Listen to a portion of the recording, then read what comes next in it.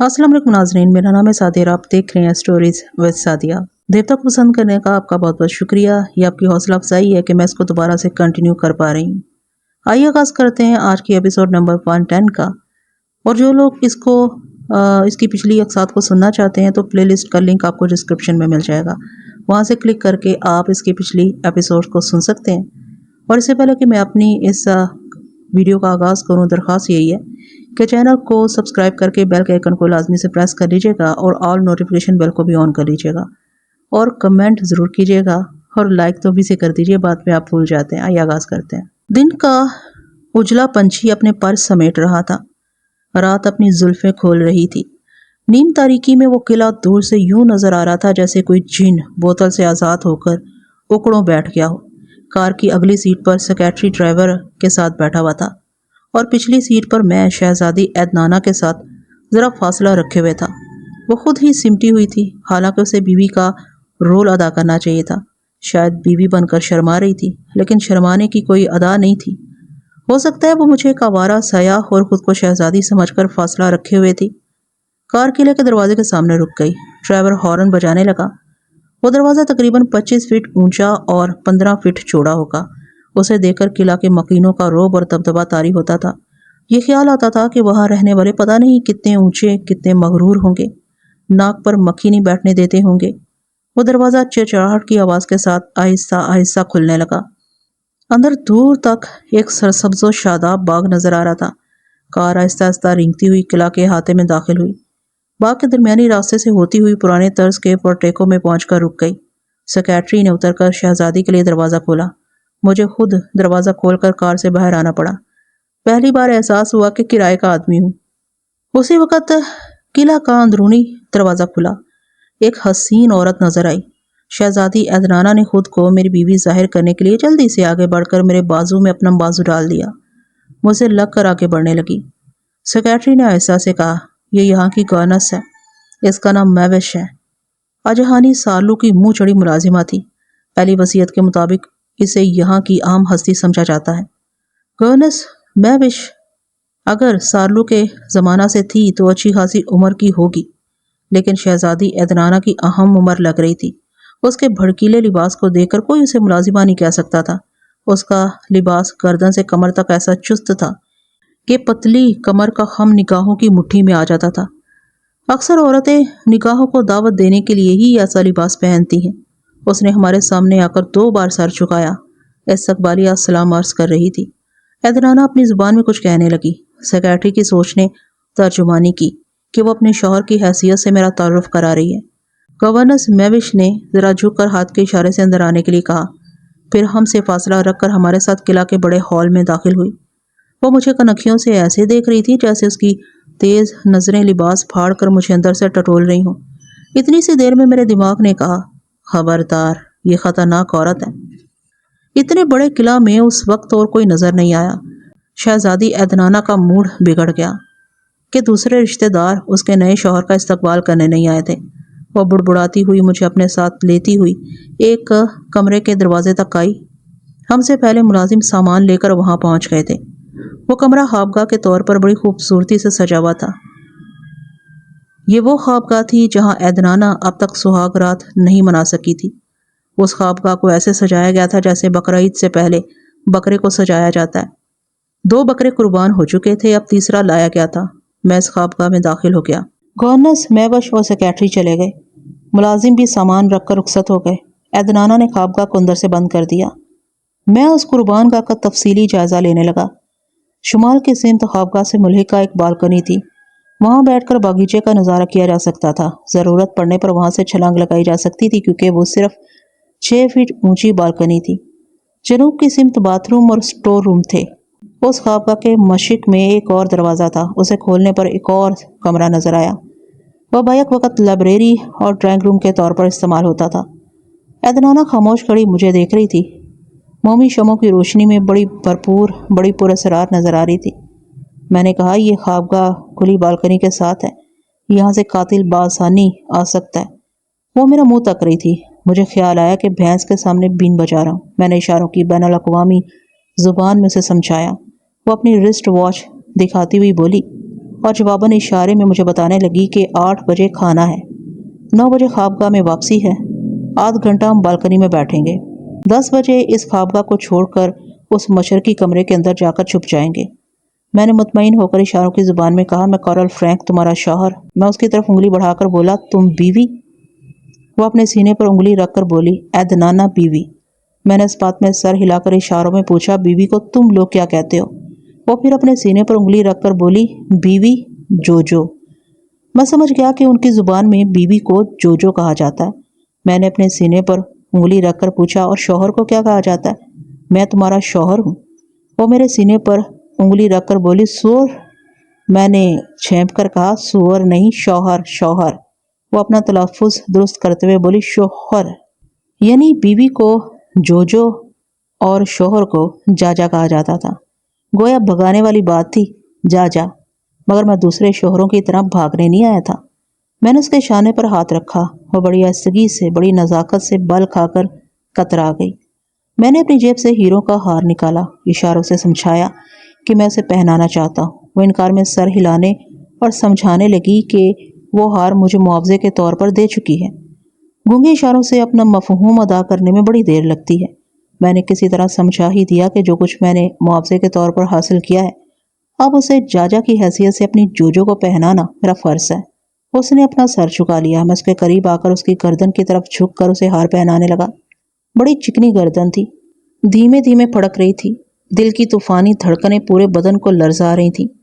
2 شوہروں کی محبت سے محروم رہ جانے والی جوجو تھر تھر کانپ رہی تھی۔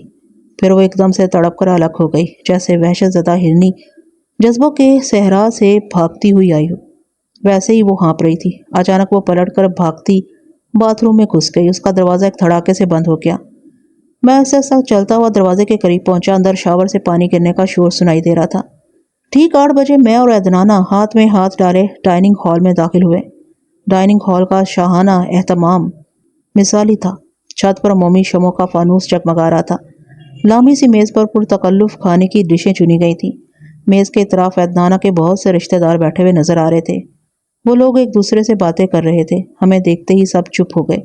ایدنانا میری طرف اشارہ کرتے ہوئے میرا تعارف کرانے لگی۔ سب لوگوں نے باری باری مجھے دیکھ کر سر ہلایا، جیسے مجھے وہ ایدنانا کا شوہر تسلیم کر رہے ہوں۔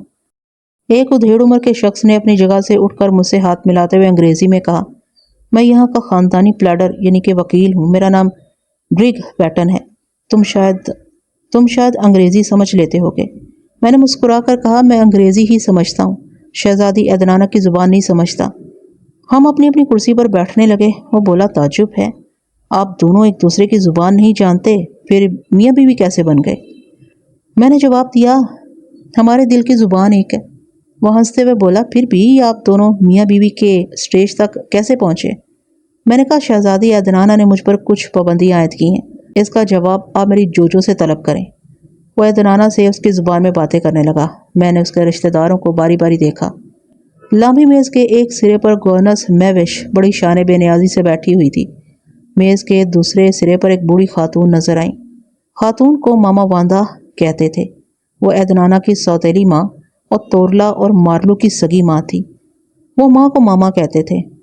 واندا اس کا نام تھا، اس لیے ماما واندا کہلاتی تھی۔ اس نے مجھے اچھی نظروں سے نہیں دیکھا۔ میرے بائیں طرف ایدنانا بیٹھی ہوئی تھی اور دائیں طرف اس کا سوتیلا بھائی مارلو تھا۔ مارلو باپ کی طرف سے سگا اور ماں کی طرف سے سوتیلا بھائی تھا۔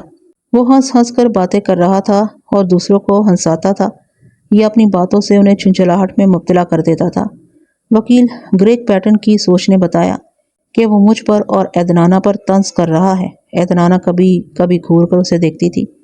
میرے ٹھیک سامنے میز کے دوسری طرف تورلا بیٹھا تھا۔ وہ ماں اور باپ دونوں طرف سے ایدنانا کا سوتیلا بھائی تھا۔ تورلا اور مارلو دونوں بھائی قد اور جسامت میں ایک جیسے تھے۔ دونوں ہی سخت مزاج اور چچڑے نظر آتے تھے۔ البتہ مارلو اپنے چچڑے پن کو مزاح میں بدل کر دوسروں کو طنز کا نشانہ بنایا کرتا تھا۔ بہرحال اس پراسرار قاتل تک پہنچنے کے لیے جو لوگ میرے سامنے تھے، ان کی فہرست یہ ہے: ماما واندا، گورنس میوش، تورلا مارلو، وکیل گریگ پیٹن۔ میں نے اپنی اس فہرست میں شہزادی ایدنانا کا نام بھی شامل کیا، کیونکہ بعض اوقات مظلوم نظر آنے والی ہستی بھی مکار قاتل ثابت ہوتی ہے۔ ویسے وہ 72 گھنٹے میرے ساتھ رہنے والی تھی، اس کی کسی چال کو سمجھنا نسبتاً آسان ہوتا۔ میں نے عدنانہ کے سیکریٹری کو شامل نہیں کیا۔ اس کی سوچ نے بتایا کہ وہ رات کو قلعے سے باہر چلا جاتا ہے، ڈاک بنگلے میں سوتا ہے، دن کو عدنانہ کی خدمت کے لیے حاضر ہو جاتا ہے۔ کھانے کے دوران میں وکیل گریگ کے دماغ میں جھانکتا رہا۔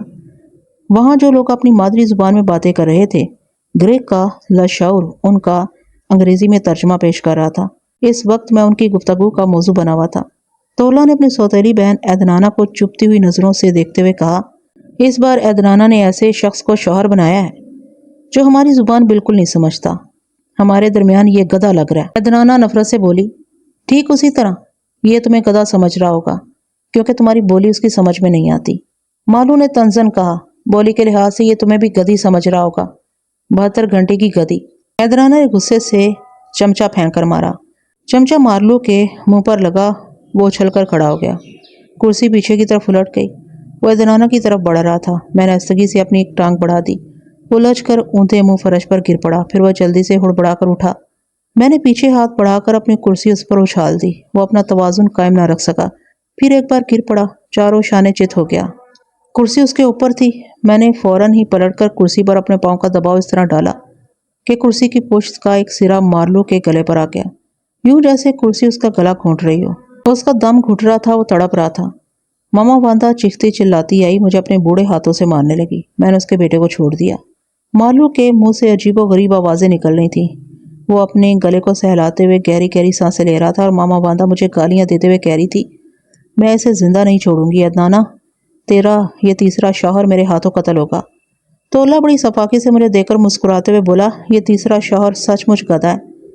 ہاتھ آئے ہوئے شکار کو زندہ چھوڑ دیا۔ بھئی جائیداد کے حقداروں کو کسی بہانے ختم ہوتے رہنا چاہیے۔ ماما واندا چیخ کر بولی، تورلا، کیا تو مارلو کو قتل ہوتے دیکھنا چاہتا ہے؟ شرم کر، اس نے تیرے بھائی کو مار ڈالنے میں کوئی کسر نہ چھوڑی تھی اور تو تماشا دیکھ رہا ہے۔ تورلا نے لقمہ چباتے ہوئے کہا، ماما اسے معاف کر دو کیونکہ عدنانہ کے شوہروں کی زندگی چند گھنٹوں کی ہوتی ہے۔ میں نے ان کی باتوں سے انجان بنتے ہوئے کہا، تم سب اچھی طرح دیکھ لو، جو میری جوجو کو آنکھ بھی دکھائے گا اس کا حشر مارلو جیسا ہوگا، سمجھے؟ عدنانہ خوش ہو کر میرے بازو سے لگ گئی۔ میں بیش اپنی جگہ بیٹھی دانت پر دانت جمائے دونوں ہاتھوں کی مٹھیاں بھیجے مجھے یوں دیکھ رہی تھی جیسے میرا وہ گلا گھونٹنے والی بے رحمی اسے پسند آئی ہو۔ اس کی آنکھیں مسکرا رہی تھیں مگر چہرے پر بلا کی سختی تھی۔ بولی، سالو نے مرنے سے پہلے کتے کے بچے پیدا کرائے، ہمیشہ آپس میں بھونکتے لڑتے اور کاٹتے رہتے ہیں۔ میں نے سالو اور اس کے پورے خاندان کو بہت بڑی گالی دی تھی لیکن ملازمہ کو جواباً کسی نے کچھ نہیں کہا۔ ہاں، ماما واندا نے کہا، تو ہوگی کتیا حرامزادی، اپنا ننگا پن بھول گئی، وہ ماسک، وہ زنجیریں، وہ چابک۔ محوش ایک جھٹکے سے اٹھ کر کھڑی ہو گئی۔ وہ کچھ کہنا چاہتی تھی مگر غصے کی شدت سے کہہ نہ سکی، پاؤں پٹکتی ہوئی وہاں سے چلی گئی۔ میں وکیل گریگ سے کہنا چاہتا تھا کہ ماما واندا سے کہو اپنا فکرہ پورا کرے، یہ ماسک، زنجیریں اور چابک کا مطلب کیا ہوا، لیکن میرے پوچھنے کا مطلب یہ ہوتا کہ میں ان کی زبان سمجھ رہا ہوں۔ وہ وکیل خود ہی بڑبڑانے لگا، میری معلومات کے مطابق محوش اذیت پسند عورت ہے اور آجہانی سالو اذیت ناک مرد تھا۔ ماہر نفسیات کہتے ہیں کہ ایسے مرد اور عورتوں کے درمیان زنجیروں اور چابکوں کا غیر مہذب کھیل کھیلا جاتا ہے۔ محوش سالو کی سر چڑی ملازمہ تھی۔ وصیت میں درج ہے کہ محوش باعزت طریقے سے قلعہ میں رہا کرے گی، اپنے معاملات میں خود مختار رہے گی، اسے نہ تو ملازمہ سمجھا جائے نہ ہی خاندان کا کوئی فرد اسے گستاخی کرے، ورنہ محوش حتق عزت کا دعویٰ کر کے اپنے مخالف کو ملنے والی جائیداد کے حصہ میں سے 5% کی کمی کرا سکتی ہے۔ آپ سمجھ میں آیا کہ محوش کیوں اتنی خودسر اور تند مزاج تھی۔ اس خاندان کے لوگ اس کی گالیاں سن کر بھی خاموش رہتے تھے، اپنے حصے کی جائیداد میں 5% کی کمی نہیں کرانا چاہتے تھے۔ ڈائننگ ہال کا ماحول ذرا پرسکون ہو گیا تھا۔ مارلو ٹھنڈا پڑ گیا تھا، اپنی ماں کے پاس جا کر بیٹھ گیا تھا۔ مارلو کی خاموشی اپنے نام کی مناسبت سے کہہ رہی تھی، جتنا چاہے مار لو، لیکن میں جانتا تھا کہ اس خاموش سمندر کے اندر انتقام کا بھیانک سمندر چھپا ہوا ہوگا۔ ماما واندا نے دوبارہ کھانا شروع کرتے ہوئے وکیل گریگ سے کہا، آج کی رات فیصلہ کن ہے، عدنانہ کو آج سہاگ رات گزار لینا چاہیے، اور اگر یہ ناکام ہوئی تو مسٹر گریگ آپ بتائیں عدنانہ کتنی شادیاں کرتی رہے گی، ہم کب تک دوسری وصیت کے کھلنے کا انتظار کرتے رہیں گے؟ گریگ نے جواب دیا، میں پہلے بھی بتا چکا ہوں کہ پہلی وصیت کے مطابق عدنانہ کو 1 سال کے اندر سہاگن بن جانا چاہیے، خواہ اس کے لیے وہ سال بھر میں ہزاروں شادیاں کرتی رہے۔ اگر آپ سب یہ چاہتے ہیں کہ دوسری وصیت کل ہی کھول دی جائے تو پھر سب مل کر عدنانہ کے موجودہ شوہر کی حفاظت کریں۔ اس بات کا موقع دیا جائے کہ یہ دونوں ازدواجی تعلقات قائم کر لیں۔ ازدواجی تعلقات کو بڑی اہمیت دی جا رہی تھی۔ وہاں سب کو یقین تھا کہ میں چند گھنٹوں کا مہمان ہوں۔ میں بھی سنجیدگی سے غور کر رہا تھا۔ وہاں گریگ پیٹن کے سوا کسی کے خیالات نہیں پڑھ سکتا تھا۔ اگر یہ ممکن ہوتا تو اب تک دماغوں کی سرنگ سے گزرتا ہوا قاتل تک پہنچ جاتا۔ موجودہ حالات میں وہ قاتل کہیں سے بھی چھپ کر مجھ پر حملہ کر سکتا تھا، خصوصاً خوابگاہ کا وہ بالکونی والا حصہ ایسا تھا جہاں سے قاتل میرے پاس پہنچ سکتا تھا۔ عدنانہ کا مشورہ تھا کہ ہم خوابگاہ کے مشرقی کمرے میں بند ہو کر رات گزار لیں گے، لیکن وہ کمرہ ساری رات سونے و آرام کرنے کے لیے موزوں نہیں تھا۔ چاروں طرف سے بند تھا، وہاں گھٹن کا احساس ہوتا تھا۔ خوابگاہ میں رہ کر صبح کرنے کے لیے لازمی تھا کہ بالکنی والے حصے کو بند کر دیا جاتا، اور اتنی جلدی وہاں دیوار چن کر قاتل کا راستہ روکا نہیں جا سکتا تھا۔ کھانا ختم کرنے کے بعد میں نے گریگ سے پوچھا، آج ہانی سارلو کی وصیت میں یہ پابندی سمجھ میں نہیں آتی کہ عدنانہ کو اپنے شوہر کے ساتھ یہاں 72 گھنٹے گزارنا چاہیے۔ گریگ نے جواب دیا، عدنانہ بچپن سے مغرور اور ضدی ہے۔ وہ کسی رشتہ دار کو خاطر میں نہیں لاتی، کسی کے آگے جھکنا نہیں چاہتی، پھر کسی کو شوہر بنا کر اپنی ذات پر کیسے مسلط کر سکتی تھی۔ سالو کو یقین تھا کہ اسے جائیداد کا بڑا حصہ مل جائے گا تو یہ کبھی شادی نہیں کرے گی۔ اچانک میرے دماغ میں خیال پیدا ہوا کہ عدنانہ ہی اپنے پہلے 2 شوہروں کی قاتل ہے۔ وصیت سے مجبور ہو کر شادی کرتی ہے، پھر اس سے پہلے کہ شوہر اس پر مسلط ہو وہ اسے ختم کر دیتی ہے۔ یہ ایک اہم نکتہ تھا، لیکن کمزور تھا، کیونکہ اگر وہ ایسا کرتی رہتی تو 1 سال بعد جائیداد سے محروم ہو جاتی۔ اب تو جائیداد کے حصول کے لیے صرف 8 ماہ رہ گئے تھے۔ اگر وہ ایسی حماقت کرتی رہتی تو ساری جائیداد سوتیلے بھائیوں کو مل جاتی۔ پھر یہ کہ خوابگاہ میں نیکلس پہناتے وقت اس کے جذبات چغلی کھا رہے تھے۔ وہ ایسی بھری ہوئی تھی کہ کسی بھی لمحہ اپنا غرور ہار جانے کو تیار تھی۔ وکیل گریگ کہہ رہا تھا، آج ہانی سارلو نے اس لیے یہ پابندی عائد کی ہے کہ جب تک وہ سہاگن نہیں بنے گی اس وقت تک جائیداد اور $20 لاکھ نقد کی رقم تقسیم نہیں ہوگی۔ میں نے کہا، کورٹ میرج کے بعد وہ سہاگن بن ہی چکی ہے۔ اگر وہ کسی قاتل کی وجہ سے سہاگ رات نہ گزار سکے تو اس میں عدنانہ کا کوئی قصور نہیں ہے۔ میں نے کنکھیوں سے عدنانہ کو دیکھا، وہ سر جھکائے کافی پینے میں مصروف تھی۔ ہماری باتیں نہیں سمجھ رہی تھی۔ تھوڑی دیر بعد ہم ڈائننگ ہال سے باہر آ کے دوسرے کمرے میں تورلا اور مارلو کسی بات پر جھگڑا کر رہے تھے۔ ماما واندا دونوں بیٹوں کے درمیان بیئر کے گلاس بڑھاتے ہوئے بول رہی تھی، تم ساری زندگی لڑتے جھگڑتے رہو گے، بے شک تم دونوں سوتیلے ہو، لیکن مارلو میں تیری ماں ہوں۔ کیا تو یہ سوچ کر تورلا کی عزت نہیں کر سکتا کہ تورلا کو میں نے جنم دیا ہے؟ مارلو نے کہا، ماما تو یہ بھول گئی ہے کہ تھوڑی دیر پہلے یہ مجھے مار کھاتے دیکھ کر خوش ہو رہا تھا۔ تو میرے باپ کی بیوی رہی ہے، میں تیری عزت کرتا ہوں، مگر یہ نہیں بھول سکتا کہ تو نے تورلا کی صورت میں حرام کے پلے کو جنم دیا ہے۔ تورلا نے غصے سے اپنی گلاس کی ساری بیئر مارلو کے منہ پر پھینک دی۔ مارلو نے گلاس پھینک کر مارا، پھر اس سے پہلے کہ دونوں کتوں کی طرح لڑ پڑتے ماں ان کے درمیان آ گئی۔ بہوش ٹھیک ہی کہتی تھی کہ سارلو کی اولادیں کتوں کی طرح لڑتی ہیں۔ ماما واندا نے گڑ گڑا کر دونوں کو ٹھنڈا کر دیا۔ وکیل گریگ نے شراب کی بوتل اٹھا کر جام بناتے ہوئے مجھ سے پوچھا، مسٹر کورل آپ کون سی پیتے ہیں؟ میں نے جواب دیا، میں سونے سے پہلے ڈیزل پیتا ہوں یا پھر گریس چاٹتا ہوں۔ وہ ہنسنے لگا۔ میں نے یقین دلایا، مسٹر گریگ بس سنجیدگی سے کہہ رہا ہوں، ڈیزل یا گریس نہ ہو تو مجھے نیند نہیں آتی۔ وہ دوسروں کے سامنے میری باتوں کا ترجمہ کرنے لگا۔ لوگ کہکہے لگانے لگے۔ عدنانہ نے حیرانی سے مجھے دیکھا۔ وکیل سے پوچھا، کیا میرا شوہر سنجیدہ ہے؟ گریگ نے یہی بات مجھ سے پوچھی۔ میں نے کہا، ہاں 1 گیلن ڈیزل آئل سے کام چل جائے گا۔ اس مسخرے کی خواہش میں پوری کروں گا۔ ہمارے گیراج میں ڈیزل کا ایک بھرا ہوا ٹن موجود ہے۔ یہ کہتے ہوئے وہ کمرے سے چلا گیا۔ میں نے گریگ سے کہا، یہاں سالو خاندان کے 5 افراد ہیں۔ عدنانہ کے شوہر کی حیثیت سے میرا نمبر 6 ہے، تم 7ویں فرد ہو، باقی 3 بے ضرر ملازم ہیں۔ کیا ان کے علاوہ اور کوئی بھی اس کلب میں موجود ہے؟ نہیں مسٹر کورل، آج شام 6 بجے سے قلعہ کا بڑا دروازہ 72 گھنٹے کے لیے بند کر دیا گیا ہے۔ عدنانہ کا سیکریٹری کسی ضرورت سے آئے گا تو اس کے لیے دروازہ کھولا جائے گا، یا اگر تم قتل کر دیے گئے تو پولیس والوں کے لیے وہ دروازہ کھلے گا۔ ویسے ہمارے علاوہ کوئی 8واں شخص اس قلعے میں داخل نہیں ہو سکتا۔ میں نے کہا، یہ زندگی اور موت کا کھیل دلچسپ بھی ہے اور خطرناک بھی۔ میں دیکھوں گا میری جان کا دشمن کون ہے۔ بہوش ہاتھ میں ایک شمعدان اٹھائے اس کمرے کے دروازے کے سامنے سے گزر رہی تھی۔ مجھ سے نظریں ملتے ہی رک گئی۔ مالو نے مسکرا کر کہا، بہوش تمہارا کیا خیال ہے، ہمارا یہ تیسرا بہنوئی صبح تک زندہ رہے گا؟ بہوش نے پہلے عدنانہ کو دیکھا، پھر مجھے دیکھا، اور اس کے پیچھے آگے شمع کی لو اس کی پھیلی ہوئی وحشت زدہ آنکھوں میں جگمگا رہی تھی۔ یوں لگ رہا تھا جیسے قلعہ کی تاریکی سے موت جھانک رہی ہو۔ वो चुपती हुई गूंजती हुई आवाज में बोली, कोई मुझसे शर्त लगाए, अदनाना का ये मर्द रहेगा, कातिल का आखिरी वक्त आ गया है। मामा वादा चिढ़कर बोली, अगर तू जिंदा रह जाए तो ये साबित हो जाएगा कि पहले 2 कत्ल तूने किए हैं और तीसरे को मारने की बजाय खुद उस पर मर मिटी है। महविश ने गहरी सांस खींचकर मुझे देखा, फिर मामा वादा को देखकर फर्श पर थूक दिया। वहां से पलटकर चली गई। मामा वादा गालियां देने लगी, हरामजादी, सालों की जिंदगी में भी मेरी तौहीन करती थी। मैं बूढ़ी हो गई थी ना, आग लग जाए इसकी जवानी को। मैं अदनाना के साथ उस कमरे से बाहर आ गया। राहदरी में अंधेरा था। आगे एक मुलाजिम शमादान उठाए हमारे आगे चलने लगा। पत्थरों की कमसिन साल दीवारों पर हमारे हरकत करते हुए साए भूतों की तरह थिरकते हुए हमारा पीछा कर रहे थे। हमारी खाबगाह के दरवाजे पर तोरला एक भूत की तरह खड़ा हुआ था। उसने मुस्कुराकर दांतों की नुमाइश करते हुए हमसे कुछ कहा। अगर ग्रेग वहां होता तो मैं उसके दिमाग से तर्जुमा सुन लेता। तोरला ने जब झुककर फर्श पर से टिन का डिब्बा उठाया तो समझ में आया कि मेरी ख्वाहिश के मुताबिक मेरा मजाक उड़ाने के लिए डीजल ऑयल लेकर आया। मैंने मुस्कुराकर थैंक यू कहते हुए वो डिब्बा ले लिया। अदनाना झुंझलाकर पांव पटकती हुई खाबगाह में चली गई। मैंने तोरला से कहा, तुझे शर्म नहीं आती?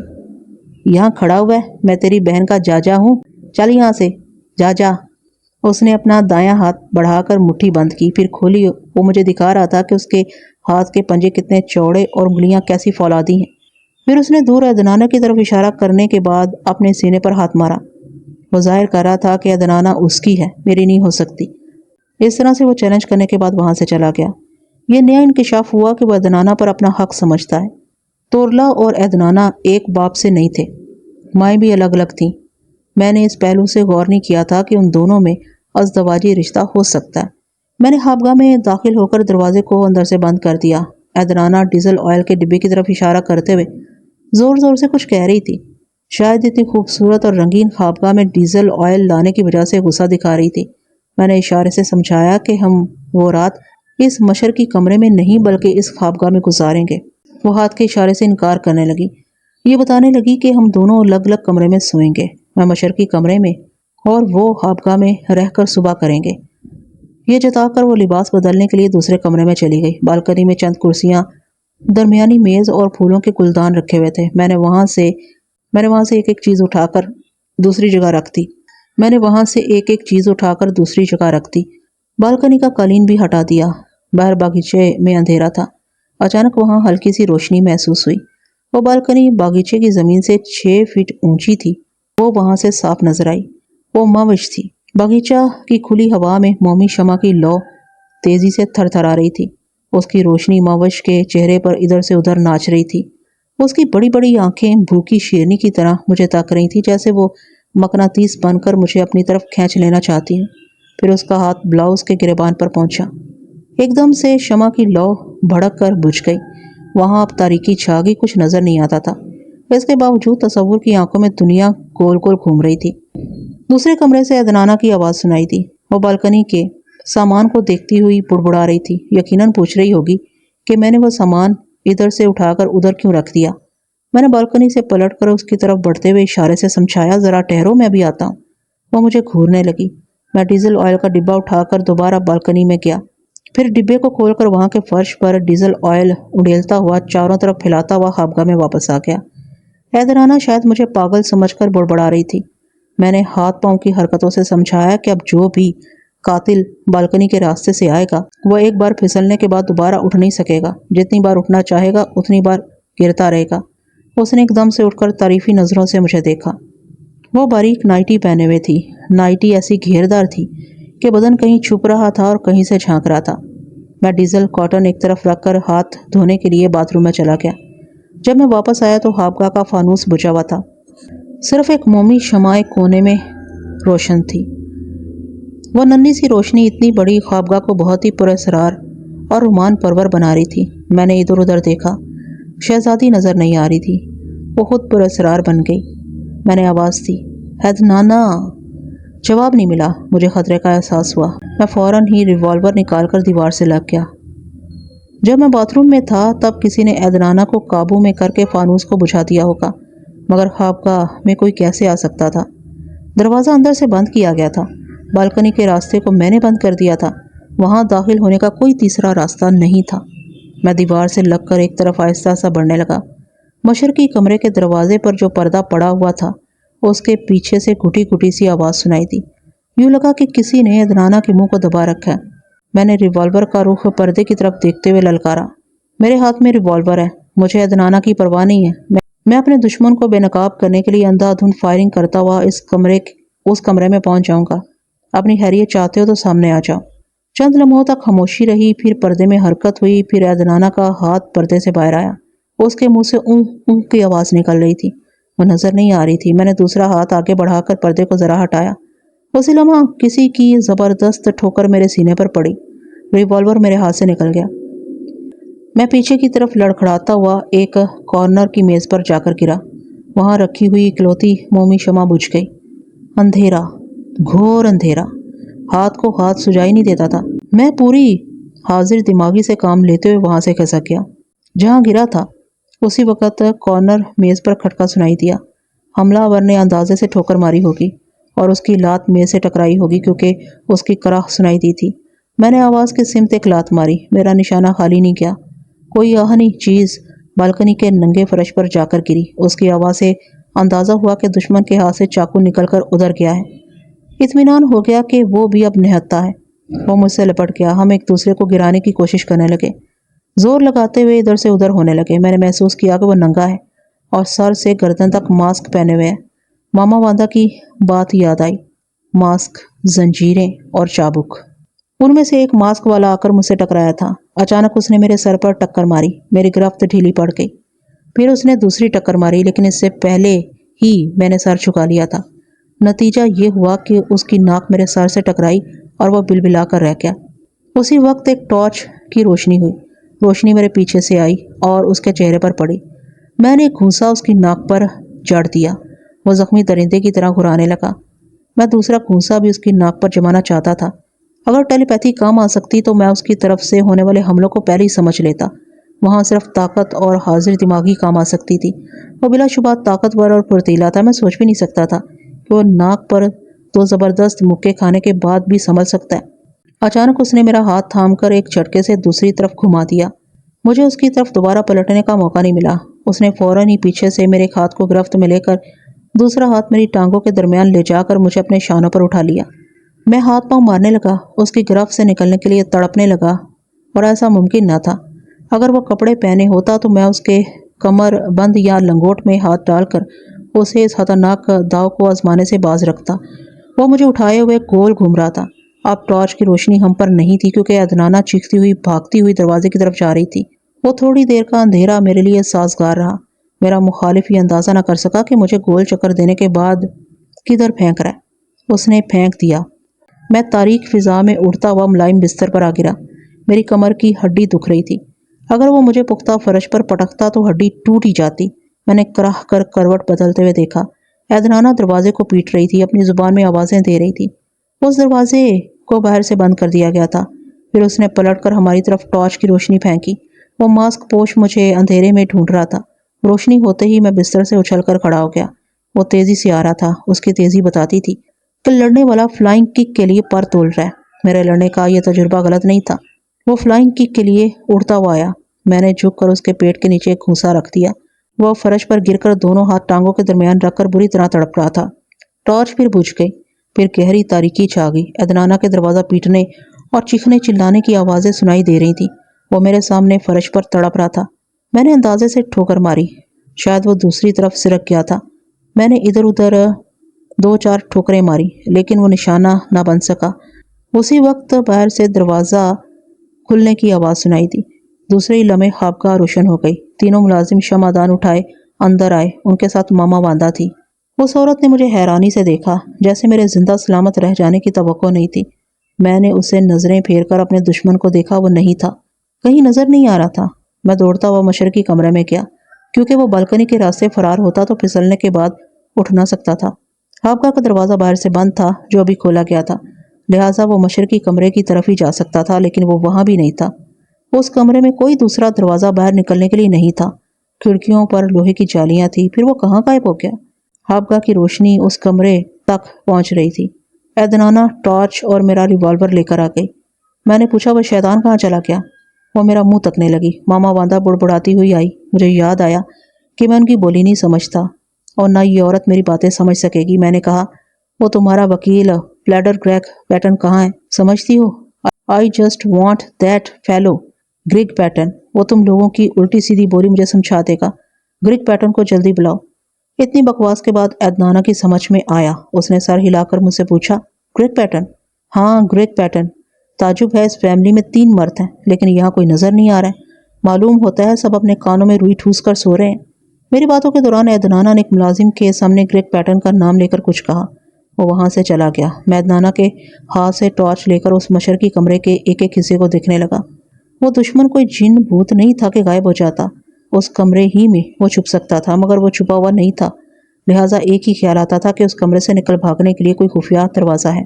فرش پر قالین جوں کا توں بچھا ہوا تھا۔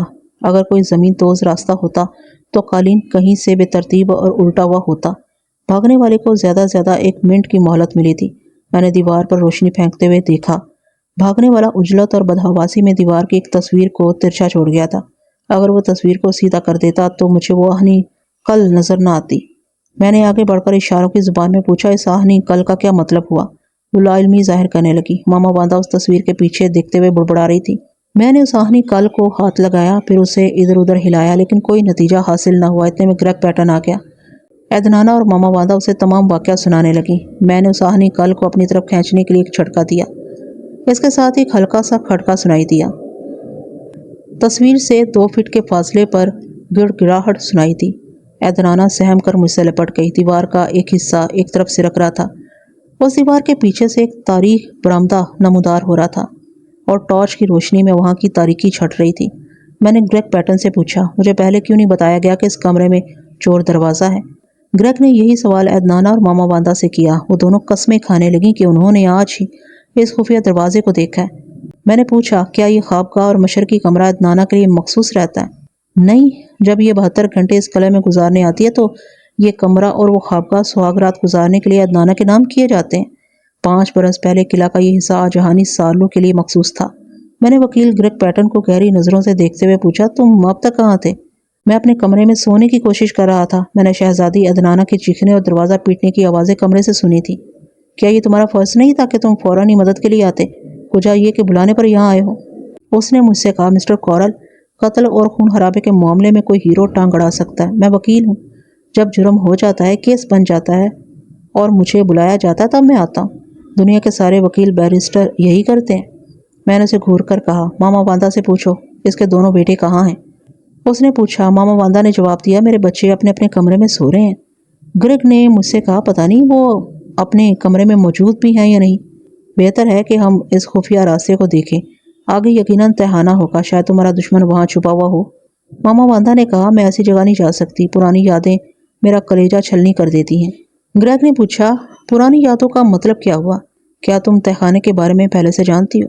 وہ گہری سنجیدگی سے سر ہلا کر بولی ہاں، مگر خفیہ راستہ میرے لیے نیا ہے۔ جب سالو زندہ تھا تو مجھے کچن کے خفیہ راستے سے وہاں لے گیا تھا۔ مجھے وہاں جاتے ہوئے وحشت ہوتی ہے، میں نہیں جاؤں گی۔ میں بحیثیت وکیل کہتا ہوں کہ وہاں ہم سب کو گواہ کے طور پر جانا چاہیے۔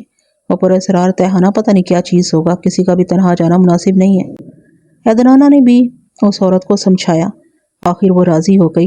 ہم سب اس چور دروازے سے گزر کر تنگ راہدری میں پہنچے۔ وہاں دیوار میں ایسی ہی آہنی کل لگی ہوئی تھی جسے کھینچنے سے چور دروازہ بند ہو جاتا تھا۔ ہم ٹارچ کی روشنی میں آگے بڑھے۔ راہدری تنگ تھی، بیک وقت 2 آدمی شانہ بشانہ گزر کر جا سکتے تھے۔ میں اور عدنانہ آگے تھے، واندا اور گریگ ہمارے پیچھے آ رہے تھے۔ ذرا آگے جا کر ایک زینہ نیچے کی طرف جاتا دکھائی دیا۔ وہاں ہم ٹھٹک گئے۔ دور کہیں سے زنجیر بجنے کی آواز سنائی دی۔ ماسک، زنجیریں، چابک، یہ بات ماما واندا میوش سے کہی تھی۔ ہم نے ماما واندا کو سوالیہ نظروں سے دیکھا۔ اسی وقت بھاگتے ہوئے قدموں کی آواز سنائی دی۔ کوئی ننگے پاؤں تھا۔ تہانے کے سناٹے میں پاؤں کی دھپ دھپ پہچانی جا سکتی تھی۔ میں تیزی سے زینے اترنے لگا۔ میرے بائیں ہاتھ میں ٹارچ اور دائیں ہاتھ میں ریوالور تھا۔ بھاگنے والا نظر آتے ہی میں اس کی ٹانگ پر گولی مار سکتا تھا، وہ نظر نہیں آیا۔ ہم زینے سے اتر کر ایک وسیع تہانے میں پہنچ گئے۔ وہاں کئی مومی شمعیں روشن تھیں۔ دیواروں پر بڑی بڑی ننگی تصویریں تھیں۔ بعض تصویروں میں مرد کو عورت پر درندوں جیسا ظلم کرتے دکھایا گیا تھا اور کچھ تصویریں ایسی تھیں کہ عورت مرد پر ظلم کر رہی تھی۔ پھر ہم نے ایک جیتا جاگتا ظلم دیکھا۔ مابش چاروں شانیں چت ننگے فرش پر پڑی تھی۔ اس کے دونوں ہاتھ پاؤں زنجیروں سے بندھے ہوئے تھے और एक चमड़े का चाबुक उसके सीने पर रखा था।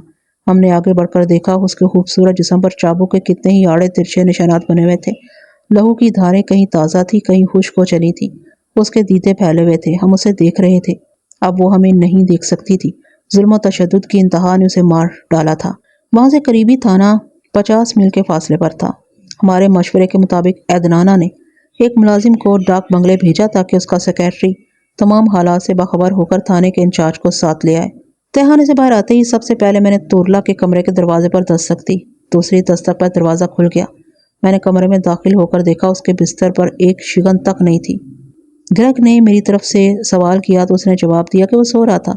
एदनाना की खाबगाह में होने वाला शोर सुन न सका। मैंने ग्रेग को बिस्तर दिखाया। मिस्टर ग्रेग ये जाग रहा था और अपने कमरे में मौजूद नहीं था। अगर ये सोता रहता तो बिस्तर की चादर पर ज़रा सी शिकन ज़रूर होती। शराब की बोतल भरी हुई है, इसने अभी जाम बनाया है और एशट्रे खाली है। सिगरेट भी अभी इसने सुलगाया है।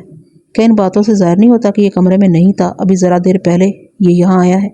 ग्रेग ने तोरला से ये हकायक बयान किए। वो बोला, मैं कह चुका हूँ कि मैं गहरी नींद सो रहा था। एक ख्वाब ने परेशान किया तो आँख खुल गई। मैंने बिस्तर से उठकर चादर दुरुस्त की, नींद नहीं आ रही थी, इसलिए शराब की ये बोतल खोल ली। सिगरेट भी अभी सुलगाया है। मामा वांदा ने नफरत से कहा, वो हरामजादी अजियत पसंद थी, कातिल ने अजियत पहुंचा दी, उसका यही अंजाम होना था। उसके लिए मेरे बेटे पर शुबा ना करो।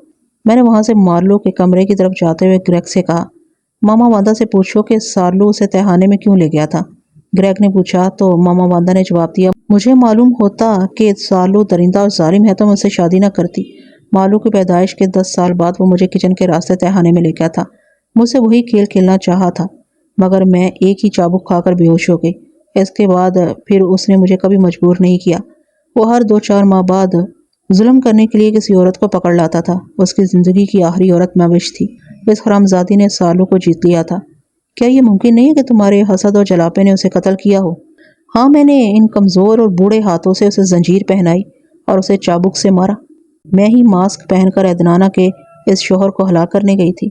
मैंने चौंक कर सोचा, मामा वांदा को कैसे मालूम हुआ कि मुझ पर हमला करने वाला मास्क पहने हुए था। मैंने ग्रेग के जरिए वजाहत चाही तो वो बोली, एदनाना ने उसे बताया था। हमने मालू के कमरे में पहुंचकर दस्तक दी। जब 2-4 मरतबा दस्तक के बाद दरवाज़ा न खुला तो हमने दरवाज़ा पीटना शुरू किया।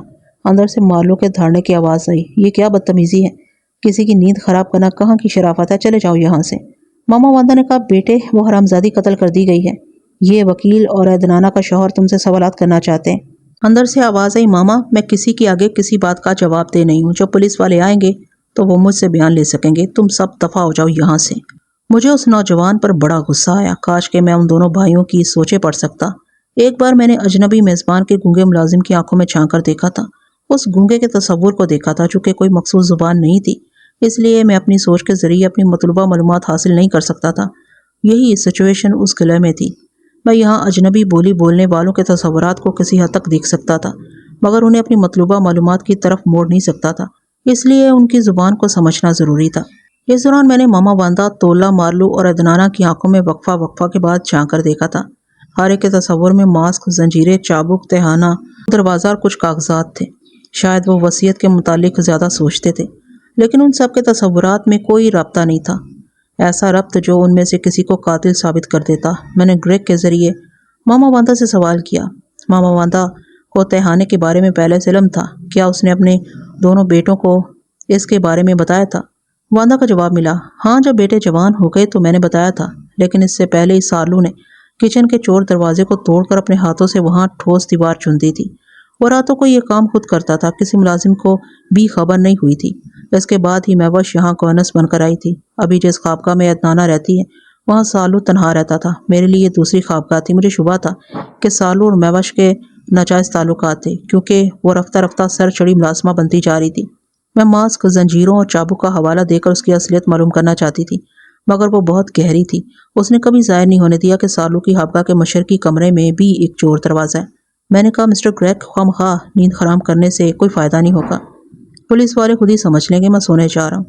मैंने अदनाना के साथ खाबगाह में आकर दरवाजे को अंदर से बंद कर लिया। मैवश की लाश पुलिस वालों के इंतज़ार में वहीं तहखाने में पड़ी थी।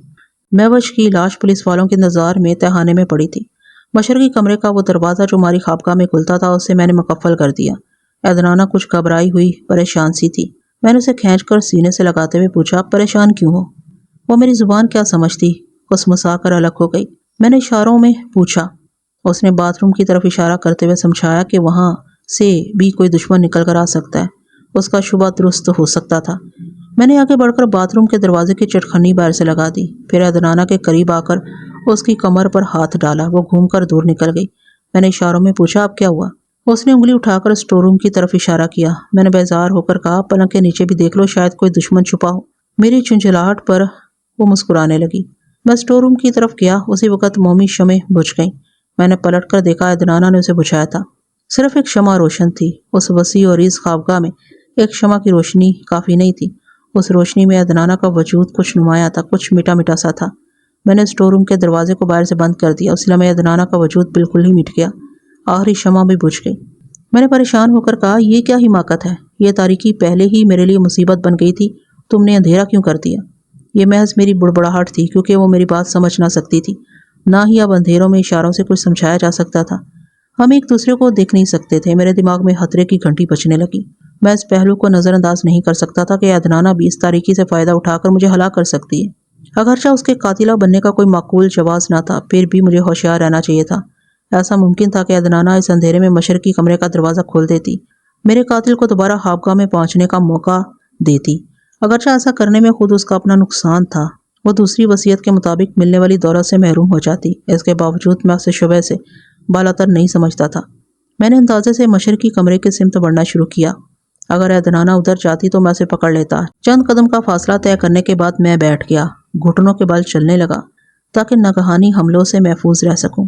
मैंने बैठे ही बैठे इधर उधर दोनों हाथ फैलाकर अंधों की तरह टटोलना शुरू किया। एक जगह मेरा हाथ टकराया। मैंने घूमकर दोनों हाथों से महसूस किया। उसके चिकने चिकने पाँव थे। वह खड़ी हुई थी जैसे तारीकी का ठोस वजूद हो। वो होले होले लर्ज रही थी। मैं उठकर खड़ा हो गया। टॉर्च अदनाना के पास थी, जिसे उसने फर्श पर कहीं छोड़ दिया था। आखिर एक जगह टकराकर मैं बिस्तर पर गिरा। अदनाना ने हल्की सी चीख मारी, फिर हंसने लगी। उस समय रात बड़ी ठंडी और खुशगवार हो रही थी। बागीचे के फूलों की खुशबू बालकनी के रास्ते हम तक पहुंच रही थी और हमारी सांसों में समा रही थी। तब बालकनी के फर्श पर धप की आवाज सुनाई दी। अदनाना सहम कर आने वाले को देखना चाहती थी, मगर मेरे साए से निकल ना सकी। बालकनी तक पहुंचने वाले की घुर्राहट सुनाई दी। अदनाना कुछ बुड़बुड़ाई और मैंने उसके लबों पर खामोशी की मुहर लगा दी। बालकनी से फिर घुर्राहट सुनाई दी। गाँव गाँव गाँव। एक बिल्ला घुरा रहा था और डीजल ऑयल पर फिसल रहा था। बाज़ मकामात ऐसे होते हैं जहां कदम जमाने के बावजूद फिसलना पड़ता है। बालकोनी की सतह बड़ी ही चिकनी थी। बिल्ला संभलने के बावजूद फिसल रहा था। अदनाना ने फिर कुछ कहा। मैं जवाब में गाँव गाँव गुर्राया। वो सहम कर लिपट गई। बिल्ला फिसलते फिसलते ठहर गया था। पंजे गाड़ देने के बाद संभलने और फिर ठहर जाने का मौका मिल जाता है। चंद लम्हों के लिए माहौल पर सख्ता सा तारी हो गया। फिर वो पंजों के बल चिकनाहट पर से छलांग लगाकर बाहर निकल गया। मैंने घड़ी देखी। रात के 2 बजे थे। अदनाना मेरे सीने में मुंह छुपाए गहरी नींद सो गई थी। मैंने बड़ी आस्तगी से उसे अलग किया। चांदनी बालकनी के रास्ते आकर ख्वाबगाह को धीमे धीमे उजागर कर रही थी। मैंने वहां से उठकर टॉर्च को तलाश किया, फिर उसे एक जगह फर्श से उठाकर एक कुर्सी पर बैठ गया। इसके बाद टेलीपैथी को आजमाना शुरू किया। सबसे पहले मैंने तोरला की आंखों को तस्वुर में देखा। मारलू और मामा बांदा की आंखें भी मेरी यादाश्त में महफूज थीं। उन आंखों के देखने, मकारी से मुस्कुराने और हिकारत जाहिर करने के जो अंदाज थे वो मुझे याद थे। इंसान के पूरे वजूद में आंखें बड़ी चुगलखोर होती हैं। दिमाग में जो कुछ होता है वो आंखें बता देती हैं, बशर्ते कि कोई आंखों की जुबान समझ सके। मैं उन लोगों की मादरी जुबान नहीं समझ सकता था, आंखों की जुबान समझने लगा। उन माँ बेटों के दिमागों में ख्वाबों का बसेरा था, लेकिन बड़े गडमड ख्वाब थे। दिमाग की स्क्रीन पर जो तस्वीरें थी वो बनती और बिगड़ती थी। मैंने बारी बारी उनके दिमागों में मवश का नाम लिया तो वो ख्वाब में महविश की लाश देखने लगे। मैंने सोचा था शायद तोरला और मारलू अपने ख्वाब में अपने हाथों से महविश को कत्ल करते हुए देखेंगे, लेकिन वो एक मास्क वाले को देख रहे थे जो हाथ में चाबुक लिए लाश के पास खड़ा था।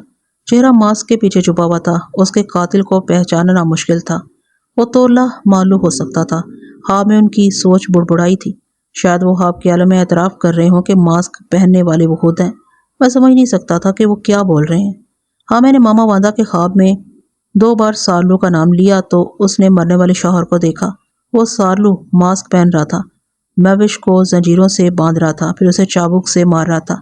महविश का खूबसूरत बदन लहू में भीग रहा था। फिर मामा वांदा ने देखा कि उसका शौहर लहू में भीगे हुए बदन से दरिंदों जैसा सलूक कर रहा है। इस ख्वाब का तज्जिया मुश्किल था। यह सोचा नहीं जा सकता था कि सालू जिंदा है और तहखाने में अभी वही शर्मनाक खेल खेलता है। मामा वांदा के ख्वाब से यही समझा जा सकता था कि वो उस वक़्त के वाक़यात देख रही है जब सालू जिंदा था। मेरा सर दुखने लगा। मैंने एक सिगरेट सुलगा कर उसके कई गहरे कश लगाए। दिमाग ने ताज़ा दम होकर कहा, कातिल दो में से कोई एक है, तोरला या मारलू, और मामा वांदा किसी एक बेटे के जुर्म में शरीक है। तीनों माँ बेटे माविश से हार खाते थे और वही तीनों माँ बेटे अदनाना के किसी शौहर को जिंदा नहीं रखना चाहते थे। अदनाना 72 घंटे तक सुहागन बने रहने में नाकाम होगी तो उस सौतेली लड़की के हिस्से की तमाम जायदाद उन माँ बेटों के हिस्से में आएगी। ऐसी बातें मेरा दिमाग सोच रहा था और ऐसी बातें सभी कह सकते थे क्योंकि वकील ग्रिग पैटर्न इन मामलात में मुलविस नहीं था। मैं उसके चोर ख्यालात पढ़ चुका था। वो जायदादों से अपना हिस्सा हासिल करने के लिए बेचैन था, लेकिन उसकी जहनीत मुझे माना नहीं थी। वैसे पुलिस वाले अदनाना पर भी शुबा कर सकते थे, लेकिन कत्ल की किसी वजह पर रोशनी नहीं डाल सकते थे। अदनाना महविश को कत्ल करके दौलत या अपना कोई मुफाद हासिल नहीं कर सकती थी। मैंने एक सिगरेट से दूसरा सिगरेट सुलगाते हुए अदनाना की तरफ देखा। वो मेरी तरफ करवट लिए सो रही थी। चेहरा नजर नहीं आ रहा था। मैंने उसके चेहरे पर टॉर्च की रोशनी फेंकी। मैंने उसकी आंखों को बहुत करीब से देखा था, बल्कि उसके वजूद में समाकर उसे देखा था। लिहाजा मैं उसके ख्वाब तक पहुंच गया। वो उसके सुहाग की पहली रात थी। बड़ी खूबसूरत और कठिन मरहले से गुजर कर सो रही थी, इसलिए ख्वाब में भी उसी मरहले से गुजर रही थी। मैंने उसके ख्वाब में महविश का नाम लिया। दिमाग की स्क्रीन पर महविश उभर आई। अदनाना गुस्से की हालत में महविश से कह रही थी। महविश भी कुछ कहने लगी। जवाब में अदनाना ने उसके मुंह पर थूक दिया। थूकते ही महविश मर गई। जंजीरों से बंधी हुई इसकी लाश नजर आ रही थी और अदनाना खुश होकर मेरे गले में बाहें डालकर मुझसे लपट रही थी। मैंने ख्वाब का तज्जिया ये किया कि महविश अजियत पसंदी के लिए मुझे पसंद कर रही थी। अदनाना ने ये बात महसूस कर ली। महविश से नफरत करने लगी कि वो तीसरे शौहर को छीन लेना चाहती है। उसने सोचा कि महविश मर जाए तो अच्छा हो। जो लोग कमज़ोर होते हैं, दुश्मन को हलाक नहीं कर सकते, वो ऐसे बेतुके ख्वाब देखते हैं, जैसा कि अदनाना ने देखा। उसकी कमज़ोर सुहागन का थूक एक हथियार बन गया था। थूकते ही से महविश मर गई। हकीकतन देखा जाए तो महविश का कातिल कोई मर्द ही हो सकता था, क्योंकि औरत उसे आसानी से जंजीरें पहनाकर हलाक नहीं कर सकती थी। ये भी हो सकता है कि मुझ पर हमला करने वाला और उसे कत्ल करने वाला एक ही शख्स हो, तोरला या मारलू। मामा वांदा अपने दोनों बेटों से बड़े बड़े काम ले सकती थी। शहजादी अदनाना का कोई मर्द साथी ना था। 2 शौहर कत्ल हो चुके थे। चूँकि उनकी लाशें नहीं मिली थी, इसलिए ये कहना चाहिए कि वो लापता थे और वो दोनों अदनाना के आलेकार या साथी नहीं बन सकते थे। ऐसा ही होता तो उनमें से कोई शौहर बनकर रहता। अदनाना के दुश्मनों से निपट कर अदनाना की जवानी और दौलत से माला माल होता। इन मामलात में इतनी देर सर खपाने के बाद शुबहात का मरकज तोरला और मारलू ही बनते थे। मैं अपनी जगह से उठकर पलंग के एक सिरे पर लेट गया। वो शाहाना अंदाज का पलंग वसी और ईस था। अदनाना पलंग के दूसरे सिरे पर मैवे ख्वाब थी। मैंने दिमाग को हिदायत दी कि कोई कमरे में दाखिल हो या अदनाना करवट भी बदले तो मेरी आँख खुल जाए। उसके बाद मैंने आंखें बंद कर ली। गहरी नींद के दौरान दोबारा मेरी आँख खुली, क्योंकि अदनाना ने 2 बार इधर से उधर करवट बदली थी। तीसरी बार पता चला कि सुबह होने वाली है। किसी ने खामखा इतनी सुबह दरवाज़ा पीटना शुरू कर दिया। अदनाना झल्लाकर कुछ बोलने लगी। जवाब में दूसरी तरफ से बोलियां सुनाई थी। वो मेरे साय में पड़ी थी और दरवाजे की तरफ मुंह किए गुस्से में कुछ बोल रही थी। बाहर से वकील ग्रिग पैटर्न ने मुझे मुखातिब किया। मिस्टर कॉरल, शहर से इंस्पेक्टर दूसा तशरीफ लाए हैं। महविश की लाश का मुआयना करना चाहते हैं और तहखाने तक पहुंचने का यही एक रास्ता है। दरवाज़ा खोल दीजिए। वो गुस्ल करने के लिए बाथरूम में चली गई तो मैं ख्वाबगाह का दरवाज़ा खोल दिया। दरवाज़ा खुलते ही इंस्पेक्टर दूसा ने मुझे घूंसा दिखाते हुए कहा, मैं बॉक्सर हूँ, तुम्हारी नाक तोड़ दूंगा। इस किले में एक लाश कहीं पड़ी है और तुम रंगरलियां मना रहे हो। उसकी बातों के दौरान मामा वांदा, तोरला और मारलू सब के सब बुड़बड़ाते हुए ख्वाबगाह में दाखिल हो गए थे। इंस्पेक्टर दोसा बदमिजाज नहीं था, मगर अपनी इंस्पेक्टरी का रूप जमाने के लिए सख्त लहजे में बोल रहा था। उसने कहा, मेरा वक्त बहुत कीमती है, मुझे फौरन वो लाश दिखाई जाए। मैं आगे जाकर मशरकी कमरे के दरवाजे को खोला। इंस्पेक्टर ने पूछा, प्रिंसेस अदनाना कहाँ है? मैंने शरारत से आंख मारकर जवाब दिया, बाथरूम में। उसने घूर कर मुझे देखा, फिर मशरकी कमरे में घुसकर पूछा, कहाँ है तहखाना?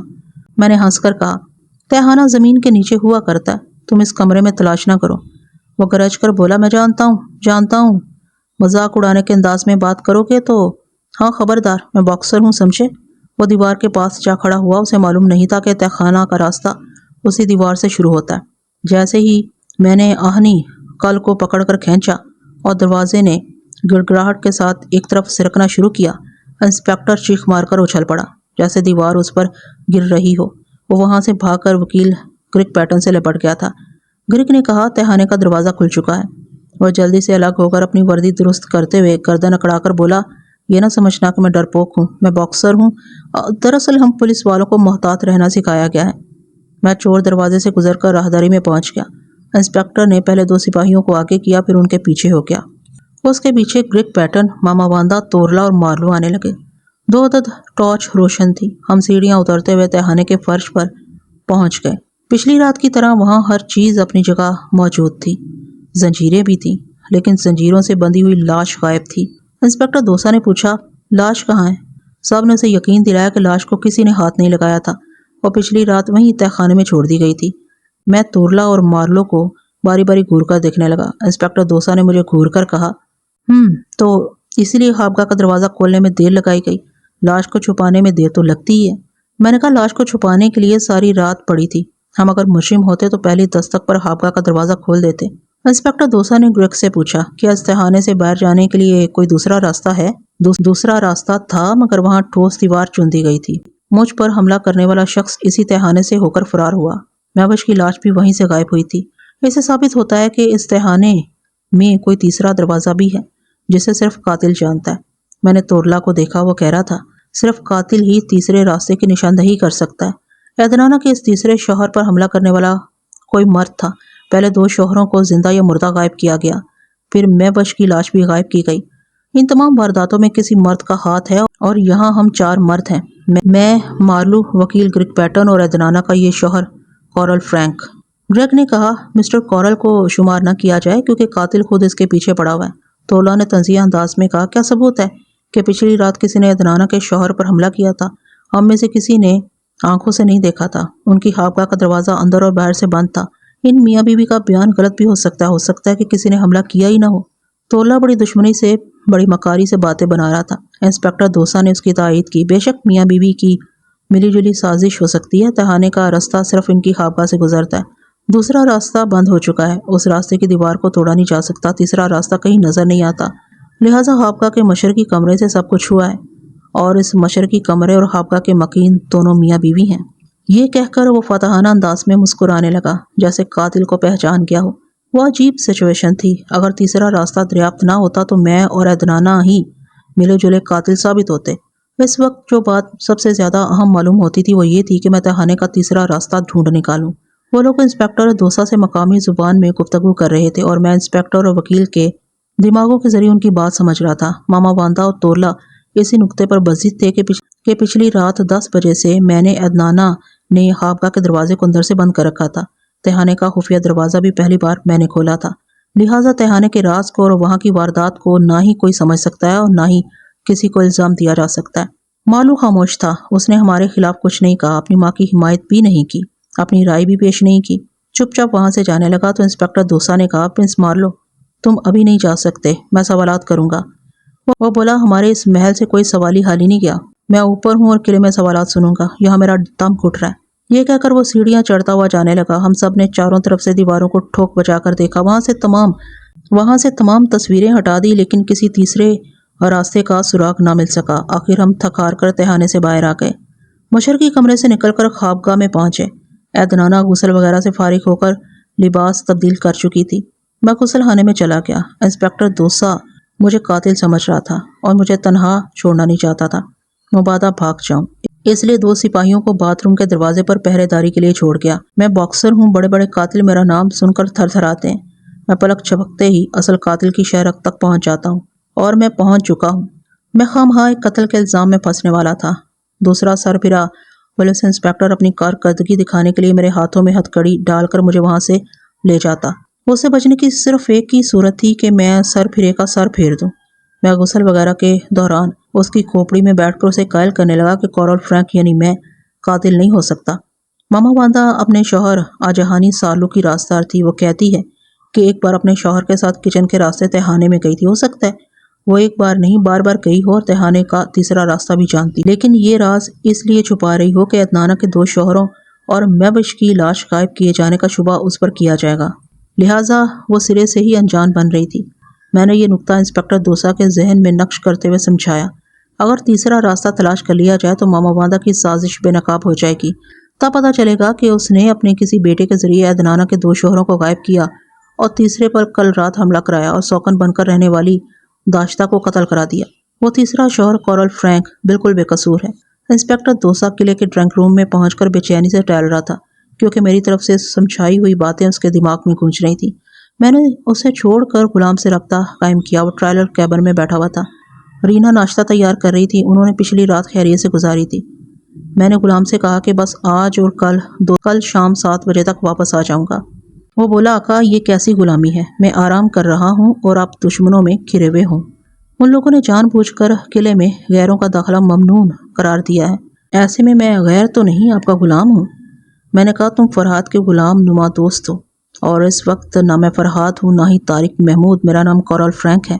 इसलिए बेचारे कोरल फ्रैंक की सिर्फ एक आर्जी बीवी है, कोई गुलाम नहीं है। बहरहाल तुम्हारे नसीब में आराम लिखा है, आराम करो।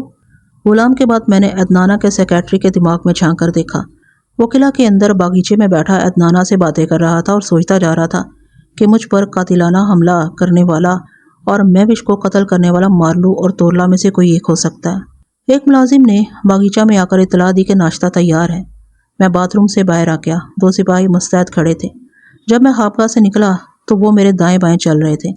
मैंने शरारत से रिवॉल्वर निकाल लिया। रिवॉल्वर देखते ही वो सहम कर दूर हो गए। अपनी ड्यूटी भूलकर मेरे सामने हाथ जोड़ने लगे। मैंने इशारे से कहा कि भाग जाओ। वो दोनों भागते चले गए और आगे कॉरिडोर के मोड़ पर नजरों से ओझल हो गए। जरा देर बाद वो दोसा इंस्पेक्टर के सामने खड़े हाँप रहे थे। उसे बता रहे थे कि मैं रिवॉल्वर लेकर आ रहा हूँ। इंस्पेक्टर फौरन ही अपना रिवॉल्वर निकालकर दरवाजे की आड़ में खड़ा हो गया। मैं वहां पहुंचा तो ललकार सुनाई दी, खबरदार, कमरे में दाखिल होने से पहले अपना रिवॉल्वर अंदर फेंक दो। मैंने रिवॉल्वर को अपने लिबास में छुपाकर कहा, मेरे पास कोई हथियार नहीं है, तुम तलाशी ले सकते हो। दरवाज़ा ज़रा सा खुल गया। ग्रिग पैटर्न ने इंस्पेक्टर को यकीन दिलाया कि मैं खाली हाथ हूँ। वो उछलकर दरवाजे के पीछे से निकल आया। अपने रिवॉल्वर का रुख मेरी तरफ करते हुए बोला, मैं बॉक्सर हूँ, मेरा निशाना कभी नहीं चूकता। इसी तरह हाथ उठाए खड़े रहना, मैं तलाशी लूँगा। वो आगे बढ़ा, मैं उसके दिमाग पर काबिज हो गया। वो मेरे जिस्म पर लिबास के ऊपर हाथ मार मार कर दिखने लगा। उसका हाथ अंदर छुपे हुए रिवॉल्वर पर भी पड़ा था, लेकिन उस लम्हे वो दिमागी तौर पर गैर हाजिर हो गया था। वो तलाशी लेने के पीछे हटकर अपने सिपाहियों को हुक्म दिया कि बाहर जाकर कॉरिडोर वगैरह में तलाश करो, शायद वहां कहीं मैंने रिवॉल्वर को छुपा दिया होगा। वो हुक्म के बंदे चले गए। अदनाना वहां पहुंच गई थी। मेरे करीब आकर इंस्पेक्टर से बोली, उस रिवॉल्वर का लाइसेंस मेरे पास है, तुम किसी माकूल वजह के बगैर उस रिवॉल्वर को हमसे लेकर अपने कब्जे में नहीं रख सकते। इंस्पेक्टर ने कहा, यहाँ कत्ल हो रहे हैं, मैं सबसे हथियार छीन लूंगा। कातिल को इस तरह भी मजबूर किया जा सकता है। वो बोली, तुम कत्ल होने वाले को बेबस और मजबूर बनाना चाहते हो। मेरे 2 शौहर कत्ल हो चुके हैं। मैंने तीसरे की हिफाजत के लिए रिवॉल्वर हासिल किया है।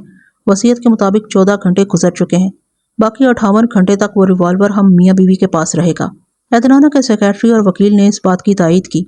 हम सब नाश्ते के लिए मेज के इतराफ बैठ गए। महविश की कुर्सी खाली थी, वहां तोरला बैठ गया। मालू ने तंज किया, मामा तुम्हारे बेटे को ऊंची कुर्सी पसंद है, ये भूल गया कि इस कुर्सी पर बैठने वाले मर जाते हैं। तोरला हिकारत से बोला, मुझे मारने के लिए तुझे बार बार जन्म लेना होगा। मामा मुझे बार बार पैदा नहीं करेगी, मैं इसी जन्म में तेरा हिसाब चुका डालूंगा।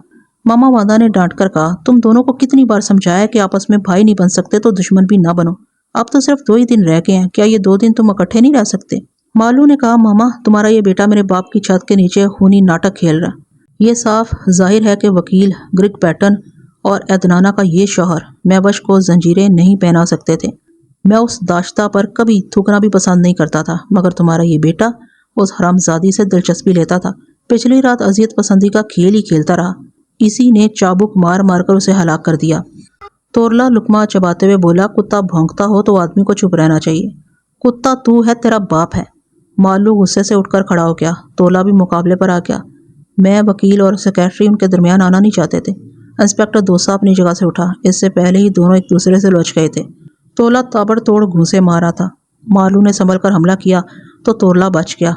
वो घूंसा इंस्पेक्टर के मुंह पर पड़ा और वो लड़खड़ा कर मेरी तरफ आया। मैंने उसे संभालते हुए कहा, ये ना भूलो कि तुम बॉक्सर हो। वो उछल कर खड़ा हो गया। रिवॉल्वर निकाल कर बोला, खबरदार, लड़ाई झगड़ा बंद करो, वरना मैं बॉक्सर हूँ, एक एक की नाक की हड्डी तोड़ दूंगा। रिवॉल्वर देखकर तोरला पीछे हट गया। मालू की नाक से खून बह रहा था। वो आस्तीन से लहू पूंछता हुआ वहां से जाने लगा। मामा वांदा ने उसे आवाज दी। वो दरवाजे के पास से पलट कर बोला, तुम मेरी माँ नहीं हो, तुमने मेरे दुश्मन को पैदा किया है। یہ میرے ہاتھوں ہی سے مرے گا۔ یہ کہتے ہی وہ ایک دھڑاکے سے دروازے کو بند کرتا ہوا چلا گیا۔ چند لمحوں تک خاموشی رہی، پھر انسپکٹر دوسا نے پوچھا، تورلا، کیا یہ درست ہے کہ تم موش کی اذیت پسندی سے دلچسپی رکھتے تھے؟ تولا نے عدنانہ کی طرف دیکھتے ہوئے کہا، میں نے زندگی میں صرف عدنانہ کو چاہا ہے، آج بھی چاہتا ہوں کہ عدنانہ میری بن جائے۔ عدنانہ نفرت سے بولی، اور اسی لیے تم میرے شوہروں کو قتل کرتے ہو؟ تم سمجھتے ہو کہ میں تمہاری گندی آغوش میں چلی آؤں گی؟ ذلیل کمینے، تو یہ بھی نہیں جانتا کہ تیرے کتنے باپ تھے۔ ماما واندا چیخ کر بولی، تو مجھے گالی دے رہی ہے؟ میں تیری زبان کھینچ لوں گی۔ عدنانہ نے غصے سے کہا، کٹنی بڑھیا، اس سے پہلے ہی تیرے ہاتھ ٹوٹ جائیں گے۔ یہ تو ہے جو تورلا کو شے دیتی ہے، تو چاہتی ہے کہ تیرا یہ لاوارث بیٹا مجھ سے شادی کرنے کے بعد اس خاندان کا ہم فرد بن جائے، مجھے بیوی بنا کر میرے باپ کی دولت پر عیش کرے۔ تیرا یہ خواب کبھی پورا نہیں ہوگا۔ میں نے سوچ سمجھ کر تیسرے شوہر کا انتخاب کیا ہے، یاد رکھ تورلا کا آخری وقت آ پہنچا ہے۔ اس کی بات ختم ہوتے ہی ایک چھناکے کی آواز سنائی دی۔ کھڑکی کا شیشہ ٹوٹا تھا۔ اس سے پہلے کہ ہم میں سے کوئی سچویشن کو سمجھتا، ٹھائیں سے فائرنگ کی آواز سنائی دی۔ تورلا کرسی پر سیدھا بیٹھا ہوا تھا، میز پر اوندا ہو گیا، گولی اس کی پیشانی پر لگی تھی۔ ماما واندا کی چیخ سے پہلے باہر بھاگتے ہوئے قدموں کی آوازیں سنائی دی تھی۔ میں نے فوراً آنکھیں بند کر لیں۔ میں تصور میں مالو کی آنکھیں دیکھ رہا تھا اور اس کی آنکھوں کے راستے اس کے گونگے تصور کو چھو رہا تھا۔ میں اس کی بولتی ہوئی سوچ کو نہیں پڑھ سکتا تھا، بھاگتی ہوئی سوچ کو سمجھ سکتا تھا۔ مالو بھاگ نہیں رہا تھا، باغیچے کے کسی گوشے میں گھاس پر لیٹا ہوا تھا، جبکہ ابھی ابھی قاتل کے بھاگتے ہوئے قدموں کی آوازیں سنائی دی تھی۔ مجھے یقین ہو گیا کہ مالو قاتل نہیں ہے، لیکن وہ بری طرح پھنسنے والا تھا، کیونکہ قلعے کے اندر وہی ایک ایسا مرد تھا جو جائے واردات سے دور ہم سب کی نظروں سے اوچھل تھا۔ کسی اور پر شبہ نہیں کیا جا سکتا تھا۔ یہ تو صرف میری ٹیلی پیتھی نے مجھے ابھی سمجھایا تھا کہ اس خاندان کے افراد میں سے کوئی قاتل نہیں ہے، باہر کا کوئی آدمی اس قلعے میں کہیں چھپا ہوا ہے۔ میں نے آنکھیں کھول دی، سب لوگ اپنی کرسیاں چھوڑ کر اٹھ گئے تھے۔ ماما واندا دھاڑے مار کر رو رہی تھی، اسے بیٹی کی لاش کے قریب جانے سے روکا جا رہا تھا۔ مجھے افسوس ہوا، جو عدنانہ کا دعوے دار تھا، بڑا شہزور تھا اور قاتل سمجھا جا رہا تھا، وہ خود قتل ہو گیا تھا۔ اس سے جتنی نفرت تھی اتنی ہی ہمدردی ہو گئی، بیچارہ نہ جانے کیوں مارا گیا۔ اس قتل کے سلسلے میں جو شور و گل ہونا تھا اور جو قانونی سوالات ہونے تھے وہ ہوتے ہی رہے۔ اس کے بعد مالو کے ہاتھوں میں ہتھکڑیاں پہنا دی گئیں۔ ماما واندا پر دوہرے صدمات کا اثر تھا۔ ایک بیٹا قتل ہو گیا تھا، دوسرا بیٹا قتل کے الزام میں گرفتار ہو چکا تھا۔ اس بیچاری پر سکتے کا عالم طاری تھا۔ میں نے کہا، انسپکٹر، تم اپنے اطمینان کے لیے مالو کو حراست میں رکھو، مگر ابھی اسے قلعے سے باہر نہ لے جاؤ۔ میں پھر ایک بار یقین سے کہتا ہوں کہ یہ بے گناہ ہے۔ انسپکٹر نے کہا، میں تم سے زیادہ قانون اور مجرموں کو سمجھتا ہوں۔ یہ مالو ابھی چیلنج کر کے گیا تھا کہ تورلا اس کے ہاتھوں سے مرے گا۔ میں نے کہا، اگر تم قانون اور مجرم کو سمجھتے تو فائرنگ ہوتے ہی قاتل کا تعاقب کرتے، لیکن تم ریوالور رکھنے کے باوجود اس کمرے سے باہر نہیں نکلے۔ تمہارے نہتے سپاہی بزدل ہیں، قاتل کو آسانی سے فرار کا موقع مل گیا۔ وہ بولا، میں جانتا تھا کہ قاتل مالو ہی ہے، اس لیے میں یہاں اطمینان سے بیٹھا رہا۔ میں نے کہا، اور مالو وہاں گھاس پر لیٹا رہا تاکہ آپ فرصت سے جا کر اسے گرفتار کر لیں۔ کیا یہ اتنا احمق ہے کہ ایک وکیل اور پولیس انسپکٹر کے سامنے تورلا کو دھمکی دینے کے بعد قتل کر دے؟ انسپکٹر، ذرا غور کرو، مالو کی دھمکی سے کسی قاتل نے فائدہ اٹھایا۔ عدنانہ ہماری باتیں نہیں سمجھ رہی تھی۔ سیکریٹری نے اسے سمجھایا تو وہ حیرانی سے میرے بارے میں بولی، یہ کورل خواہ مالو کی حمایت کیوں کر رہا ہے؟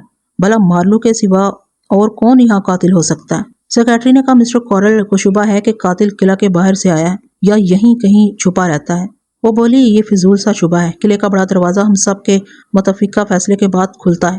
18 گھنٹے کے دوران ماما واندا کے سامنے صبح وہ دروازہ صرف ایک بار کھولا گیا تھا کہ تم اور انسپکٹر یہاں آ سکو۔ کیا ماما واندا نے کسی اور کو یہاں داخل ہوتے دیکھا تھا؟ ماما واندا نے کسی اور کو نہیں دیکھا تھا، میں نے کہا۔ ماما واندا اور عدنانہ وغیرہ یہ نہیں جانتے تھے کہ خوابگاہ کے مشرقی کمرے میں تہ خانے کا چور دروازہ ہے۔ اسی طرح یہاں کوئی یہ بھی نہ جانتا تھا کہ قلعے میں گھس آنے کا بھی کوئی چور دروازہ ہے، اور اگر قلعے کا چور دروازہ نہیں ہے تو موش کی لاش کس راستے سے غائب کی گئی؟ ہو سکتا ہے کہ وہ لاش قلعے کی حدود میں کہیں دفن کر دی گئی ہو، جبکہ لاش، میں نے پوچھا، کیسے دفن کی گئی جبکہ اس لاش کو باہر لے جانے کا راستہ صرف ہماری خوابگاہ سے گزرتا ہے؟ آپ لوگ جس پہلو سے بھی بحث کریں، تمام بحث اس بات پر آ کر ختم ہوگی کہ ایک اور چور دروازہ ہے جسے قاتل ہماری لا علمی میں استعمال کر رہا ہے۔ میری باتوں میں اتنا وزن تھا کہ سب سوچنے لگے اور مجھ سے طرح طرح کے سوالات کرنے لگے۔ اتنی بحث کے دوران ماما واندا اور مالو کو پتا چلا کہ میں ان کی حمایت میں لڑ رہا ہوں۔ مالو شکریہ کے انداز میں مجھے دیکھنے لگا۔ ماما واندا کی آنسو بھری آنکھیں التجا کر رہی تھی کہ میں اس کے بیٹے کو جھوٹے الزام سے بچا لوں۔ میں نے کہا، مسٹر گریگ پیٹن اور انسپکٹر دوسا، آپ دونوں قانون کو سمجھتے ہیں اور برتتے ہیں۔ آپ ذرا غور کریں کہ جب تک موش کی لاش کو غائب کرنے والا راستہ معلوم نہیں ہوگا، اس وقت تک مالو کو مکمل طور پر قاتل نہیں کہا جا سکتا، इंस्पेक्टर को अभी सिर्फ तोरला की लाश के सिलसिले में कानूनी कार्रवाई करनी चाहिए। इस किले में मालू की मौजूदगी लाजमी है। हमें ये मालूम करना चाहिए कि कोई कातिल बेगुनाह मालू को कातिल क्यों साबित करना चाहता है। इंस्पेक्टर दोस्त साहब मेरा मशवरा कभी ना मानता। वो अपने आला अफसरान को अपना कारनामा दिखाने के लिए मालू को कातिल की हैसियत से पेश करना चाहता था। मैंने उसे टेलीपैथी के जरिए कायल करना शुरू किया। मैं एक सिगरेट सुलगाकर कश लगा रहा था और चुपचाप इंस्पेक्टर की सोच में दलाइल पेश कर रहा था। उसके अंदर ये एतमाद पैदा कर रहा था कि मालू किला के अंदर ही रहेगा, लाखों की दौलत और जायदाद छोड़कर नहीं भागेगा। उसे मवेश की गुमशुदा लाश और एक चोर दरवाजे के इसरार को समझना चाहिए। इंस्पेक्टर बड़ी देर तक कशमकश में मुब्तला रहने के बाद बोला, इस बात की जमानत कौन देगा कि हथकड़ियाँ खोलने के बाद मालू यहाँ से फरार नहीं होगा।